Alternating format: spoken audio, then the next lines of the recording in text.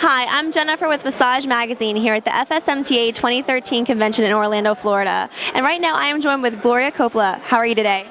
Great, Jennifer. Nice to see you again. Nice to see you too. Now tell us about your organization Massage Without Borders and how it came about. Sure, I can do that. Massage Without Borders was actually created after the Hurricane Sandy.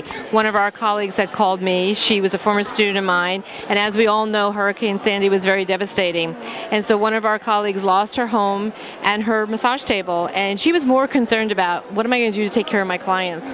So Angel was her name, who called me and said, can you find her a table? So I called up all the vendors that I know, our wonderful massage community out there, thinking I'd get one table. We got 20.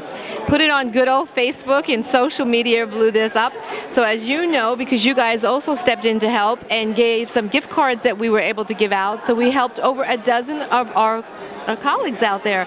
And then a bunch of us had a meeting while we were up there, and they're like, you know, we need an organization that can step in and help our colleagues in times of disaster and medical crisis, and now even scholarship funds for students that are in school and perhaps they lose their job and they can't pay their tuition and they're really, you know, want to stay in school. Well, they may qualify for our scholarships, and Bone Vital donated $1,000.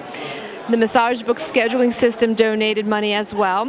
We did a national event recently, and combination of some different schools and individuals. We raised $5,000. So that's going to be in our kitty.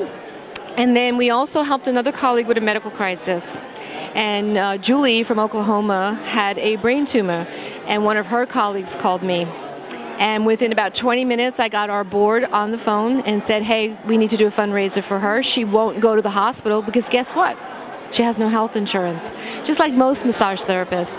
So we put the fundraiser together on GoFundMe, and we got a drop in the bucket for her, but it was $8,000. But for her, she said, seeing everybody send her best wishes and prayers gave her this great feeling inside that we were all supporting her.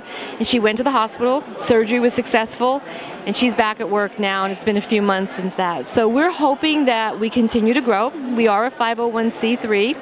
So we did get approval for that really quickly, and we're doing all kinds of events, auctions, as you know, on eBay, where Massage Magazine has donated some policies for our colleagues out there to bid on. We have one going on right now, and we're just going to keep hoping that we're growing, and if anybody wants to volunteer and help, come on over because we need you. Great, and where can they go for more information? More information would be at www.massagewithoutborders.org.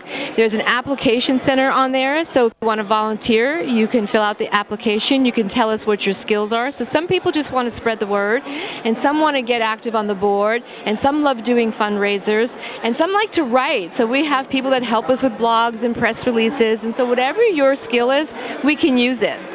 And then if you want to apply for the scholarship, also in that application center is the scholarship details and that form, so you can do that as well. We have 2 coming up right now, so spring, summertime, and 1 in the fall, and we hope that that continues to grow as we continue to grow. Well, that sounds fantastic. It's always great seeing the massage community come together to help everyone out.